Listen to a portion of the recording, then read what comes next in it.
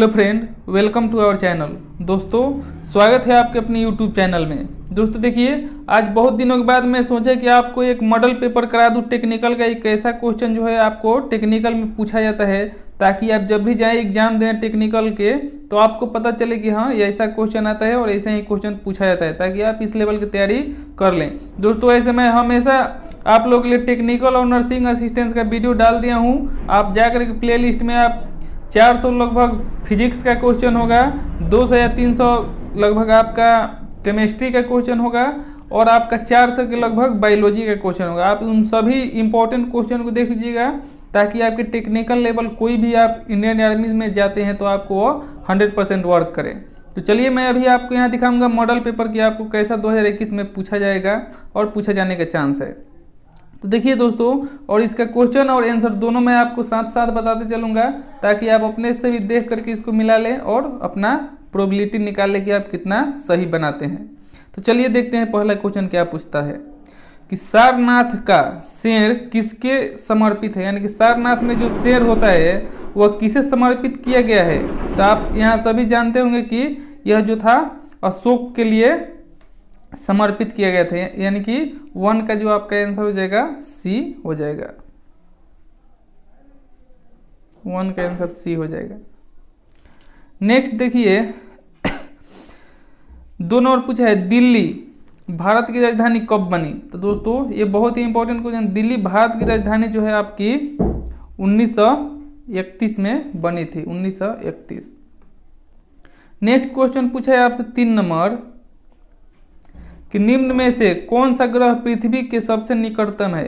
तो वह कौन सा ग्रह है जो पृथ्वी के सबसे निकटतम ग्रह है दोस्तों। तो ये आपका हो जाएगा शुक्र। शुक्र ग्रह जो है ये आपके पृथ्वी के निकटतम ग्रह है, जिसको सूर्य का जुड़वा बहन भी कहते हैं। यानी कि पृथ्वी का जुड़वा बहन भी किसे कहते हैं, सूर्य को ही शुक्र ग्रह को ही कहते हैं पृथ्वी का जुड़वा बहन, या पृथ्वी का जो सबसे निकटतम ग्रह है वह शुक्र है। याद रखिएगा, दोनों क्वेश्चन पूछा जाता है कि पृथ्वी के सबसे निकटतम ग्रह या पृथ्वी के जुड़वा बहन किसे कहते हैं। तो ये शुक्र ग्रह को कहते हैं। Option B is the correct होगा 3 का। 4 का देख लीजिए, पूछा है कि निम्न में कौन रबी की फसल नहीं है। तो इनमें कौन सी है जो रबी की फसल नहीं है दोस्तों। तो आप जानते हैं कि गेहूं जो है रबी का फसल है, सरसों जो है रबी का फसल है, अनाज भी रहता है रबी के फसल में, लेकिन मक्का जो है दोस्तों, मक्का आपका ये खरीफ फसल है, क्योंकि इसको पानी बहुत ज़्यादा चाहिए। फिर देखिए आपका 5 नंबर क्वेश्चन क्या पूछता है। 5 नंबर दोस्तों आपसे क्वेश्चन पूछ रहा है कि रिजर्व बैंक ऑफ इंडिया को सरकार के अधीन कब किया गया है। तो रिजर्व बैंक ऑफ इंडिया को सरकार के अधीन कब किया गया है दोस्तों। तो 1949 में आपका किया गया था। नेक्स्ट पूछा है, आप इंग्लिश वाले बच्चे इंग्लिश में इसको देख लीजिएगा क्या है। कपड़ा उद्योग के बाद भारत की दूसरी सबसे महत्वपूर्ण उद्योग कौन सी है। तो कपड़ा उद्योग के बाद जो भारत में सबसे बड़ी जो उद्योग है वह कौन सी उद्योग है दोस्तों। तो यहाँ आपका हो जाएगा आयरन, यानी कि स्टील प्लांट।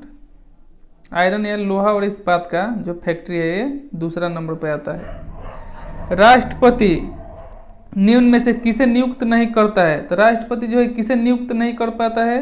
तो ये जो है राज्यसभा के सदस्य को राष्ट्रपति नियुक्त नहीं करता है। ये आपको जो है सांसद से ही चुन करके आता है राज्यसभा चेयरमैन। यानी कि राज्यसभा का जो है सभापति को ये राष्ट्रपति नहीं चुनता है, ये पार्लियामेंट में ही चुना जाता है। नेक्स्ट क्वेश्चन चलिए देखते हैं दोस्तों। देखिए दोस्तों, 8 नंबर जो क्वेश्चन है आपसे पूछा है, राष्ट्र ध्वज का डिजाइन संविधान में कब अपनाया गया। तो राष्ट्र ध्वज का जो है डिजाइन जो है संविधान में कब अपनाया गया है दोस्तों। तो राष्ट्र ध्वज का जो है डिजाइन आपको जुलाई 1947 को अपनाया गया। 9 नंबर पूछा है, नेशनल डिफेंस कॉलेज कहाँ स्थित है। Important question, national defence college जो है कहाँ स्थित है दोस्तों। तो नेशनल डिफेंस कॉलेज जो है आपका दिल्ली में स्थित है, दिल्ली।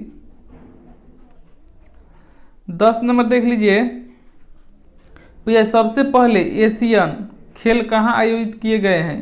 तो सबसे पहले एशियन खेल कहाँ आयोजित किया गया है दोस्तों। तो सबसे पहले एशियन खेल जो है आपका इंडिया में आयोजित किया गया था, इंडिया।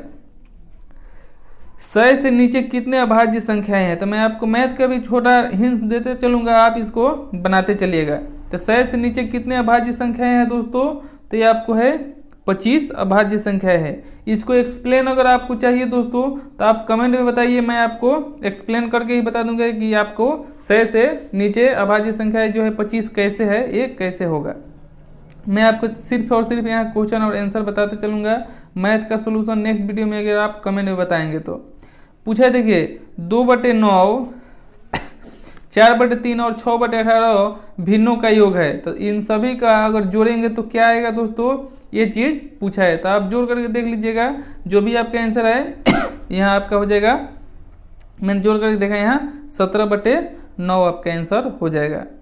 बोला है 2 का 20% निम्न में से कितना होगा। तो 2 का 20% दोस्तों आपका कितना होगा, यहाँ देख सकते हैं। तो 2 का 20% जो होगा आपका 0.4 होगा। तो याद रखिए 0.4। 14 नंबर पूछा है, यदि किसी 20 संख्याओं का मान 20 है, यदि किसी 20 संख्याओं का मान 16 है, यदि तो एवरेज ऑफ 20 वैल्यू इज 18। हाँ, यदि किसी 20 संख्याओं का मान 18 है, यदि हर संख्या में 3 घटाया जाए तो उन संख्याओं का नया औसत क्या होगा।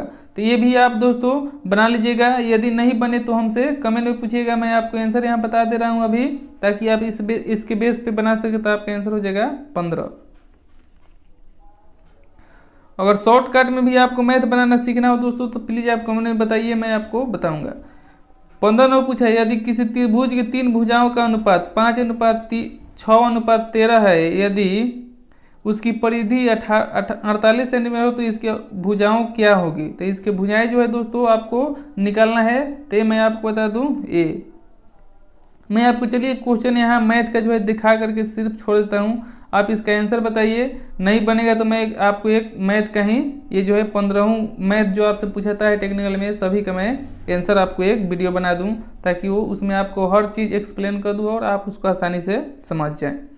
देखिए 16 नंबर भी देख लीजिए, आप इसको वीडियो पुश करके आप देख लीजिएगा और बनाइएगा। 17 नंबर भी देख लीजिए, 18 नंबर भी देखिए, 18 नंबर भी देख लीजिए, 19 नंबर भी देख लीजिए, पुश कर करके वीडियो आप पढ़ लीजिएगा। 20 नंबर भी देख लीजिए, 21 नंबर भी देख लीजिए,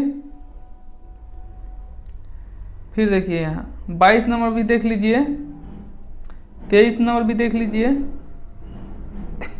24 भी देख लीजिए। अब चलिए 25 से जो है आपका साइंस का क्वेश्चन स्टार्ट हो गया, क्योंकि 10 जीके का हुआ और 15 जो है मैथ का हो गया। अब यहाँ 25 से आपका जो है विज्ञान स्टार्ट हो गया, यानी कि 15 आपका साइंस भी पूछेगा। तो देखिए क्या होता है, स्पेक्ट्रम के प्राथमिक रंग क्या होता है। तो स्पेक्ट्रम में है जो दोस्तों प्राथमिक रंग क्या होता है, तो आपका लाल, हरा और नीला, लाल, हरा और नीला, यानी कि RGB, इसको याद रखिएगा, RGB, red, green, blue. Shortcut में याद रखिएगा RGB, यानी कि स्पेक्ट्रम का प्राथमिक रंग जो है RGB है, यानी कि लाल, हरा, नीला। 26 नंबर पूछा है, तरंगों का वेग किसमें व्यक्त करते हैं। तो तरंगों का वेग जो है दोस्तों किसमें व्यक्त करते हैं, तो तरंगों का वेग जो है आपको आवृत्ति या तरंग दैर्घ्य में व्यक्त करते हैं, आवृत्ति या तरंग दैर्घ्य में। Option B is the correct. Next देखिए 27 नंबर, यदि किसी चश्मे के लेंस की पावर 2 डायोप्टर है तो उसकी फोकस लंबाई कितनी होगी। यदि चश्मे की लेंस की पावर 2 डायोप्टर है तो उसकी फोकस की लंबाई कितनी होगी। तो ये न्यूमेरिकल है आपका फिजिक्स का, इसका मैं आंसर आपको बता दूं कि option B is the correct हो जाएगा, क्योंकि एक डायोप्टर बराबर 2 सेंटीमीटर होता है, इसलिए 2 डायोप्टर इक्वल टू हो जाएगा आपका 50 सेंटीमीटर। ये याद रखिएगा कि एक डायोप्टर इक्वल टू 25 सेंटीमीटर, इसलिए 2 डायोप्टर इक्वल टू 50 सेंटीमीटर हो जाएगा। ये आपका शॉर्टकट में मैं बता दूं यहाँ। 28 पूछा है, tan A plus cot A sin A cos A का मान निम्न में से क्या होगा। तो ये टेक्निकल लेवल का है, इंटरमीडिएट का है, यानी कि 10+2 का। ये आपको देख लीजिएगा, नहीं तो मैं आपको नेक्स्ट वीडियो में मैं बताया हूँ कि जितना ही मैथमेटिक्स है मैं नेक्स्ट वीडियो में आपको बताऊँगा। देखिए यहाँ भी आपका एक मैथमेटिक्स पूछ दिया, पानी और टंकी का। तो ये आप याद 29 नंबर देख लीजिएगा। 30 नंबर देखिए क्या पूछा है, निम्नलिखित में किस इंजन की क्षमता सबसे अधिक होती है। तो निम्न में से किस इंजन की क्षमता सबसे अधिक होती है। तो यहाँ आपको बताना है कि सबसे अधिक क्षमता जो होती है आपका डीजल इंजन जो है आपका अधिक क्षमता होता है। डीजल इंजन में सबसे अधिक क्षमता होता है। 31 नंबर देखिए, हवा में निम्न में से कौन सी ध्वनि तरंगे होती है। तो हवा में निम्न में कौन सी ध्वनि तरंगे होती है। तो हवा में जो है निम्न में आपका अनुदैर्घ्य ध्वनि हवा यानी कि अनुदैर्घ्य ध्वनि होती है। तरंगों का रंग किस पर निर्भर करता है। तो तरंगों का रंग जो है दोस्तों आपका तापमान पर निर्भर करता है, तापमान पर निर्भर करता है। 33 पूछा है, गर्मी का स्थानांतरण किस माध्यम में अधिक तेजी से होता है। तो गर्मी का जो है स्थानांतरण किस माध्यम में सबसे अधिक होता है। तो गर्मी का स्थानांतरण जो है विकिरण में सबसे अधिक होता है। अस्थायी चुंबक किससे बनाया जाता है। तो देखिए अस्थायी चुंबक जो है आपका दोस्तों कोबाल्ट से बनाया जाता है। यह देखिएगा कोबाल्ट। 35 नंबर में देखिए क्या पूछा है, चलती हुई वस्तु को निम्न में से किसकी जरूरत नहीं पड़ती है। तो चलती हुई वस्तु को क्या चीज़ की जरूरत नहीं पड़ती है। तो चलती हुई वस्तु को आपकी स्थितिज ऊर्जा की जरूरत नहीं पड़ती है, क्योंकि स्थितिज ऊर्जा का मतलब कोई काम ही नहीं, यानी कि आराम से वो बैठा रहे एक जगह की एक जगह। इसलिए चलती हुई वस्तु में ही जो है आपका स्थितिज ऊर्जा की जरूरत नहीं पड़ती है। वह वैज्ञानिक जिसने सबसे पहले प्रकाश की गति मापी। तो सबसे पहले प्रकाश की गति किसने मापा था। तो ये आपका हो जाएगा रोमर ने। रोमर यानी कि ऑप्शन बी इज करेक्ट होगा, रोमर। 37 नंबर देखिए क्या पूछता है। 37 नंबर पूछा है, एक 4 सेंटीमीटर लंबी वस्तु को एक 12 सेंटीमीटर फोकस की लंबाई वाले ऑर्थो दर्पण के सामने किस जगह रखा जाए कि उसकी प्रतिबिंब 1 सेंटीमीटर पर बने। तो ये भी आपको दर्पण से रिलेटेड फॉर्मूला पर आप इसको बना लीजिएगा। आपका आंसर आ जाएगा दोस्तों 60 सेंटीमीटर हो जाएगा। आप इसको बना लीजिएगा। नहीं बने इसको भी आप कमेंट में बताइए, मैं आपको नेक्स्ट वीडियो में हर सॉल्यूशन दे दूंगा, मैथ का हो या साइंस का। जो भी न्यूमेरिकल या आपसे मैथमेटिक्स पूछे मैं अगले वीडियो में आपको बनाऊंगा।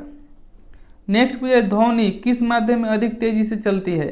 तो ध्वनि जो है दोस्तों किस माध्यम में अधिक तेजी से चलती है। तो लोहे की अपेक्षा लकड़ी में, लोहे की अपेक्षा लकड़ी ध्वनि किस माध्यम में अधिक तेजी से चलती है। यहाँ थोड़ा गलती लग रहा है हमको। हाँ यहाँ हो जाएगा हवा की अपेक्षा लोहे में, लोहे की अपेक्षा लकड़ी में नहीं होगा। हवा की अपेक्षा लोहे में जो है ध्वनि सबसे अधिक तेजी से चलती है। आपका option C is the correct होगा, याद रखिएगा, सी इज द करेक्ट। या यहाँ आपका आंसर ये भी हो, देखिए यहाँ आपका आंसर मैं बता दूँ, यहाँ कंफ्यूज मत होइएगा। ध्वनि किस माध्यम में सबसे अधिक तेजी से चलती है। तो दोस्तों ये हवा पानी में सबसे कम चलती है, लेकिन सबसे तेजी में जब भी चलती है तो ये सूखी हवाओं में, पानी की अपेक्षा सूखी हवाओं में सबसे अधिक तेज चलती है। ये आपका आंसर ये भी नहीं होगा। तो ये देखिए थोड़ा कंफ्यूजिंग वाला क्वेश्चन है, लेकिन यहाँ आपका आंसर हमारे अनुसार यही होगा, ऑप्शन सी द करेक्ट होगा। आपके अनुसार जो भी हो दोस्तों आप कमेंट में बताइए। हमारे अनुसार जो है हवा की अपेक्षा लोहे में ये अधिक तेजी से चलती है। नेक्स्ट देखिए थोड़ा मॉडल पेपर है, डिफिकल्ट होता है।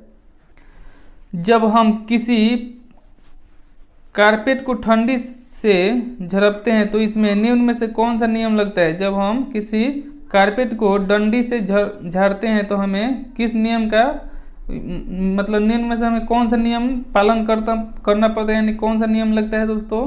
तो आपका हो जाएगा गति के प्रथम नियम, यानी कि जो है न्यूटन के प्रथम नियम के अनुसार ही जब किसी जैकेट या यानी किसी कपड़े को डंडे से मारते हैं तो क्या होता है, धुलकन बाहर हो जाता है और आपका जो है कपड़ा साफ हो जाता है। तो न्यूटन के प्रथम गति के नियम यानी गति के प्रथम नियम को कहते हैं।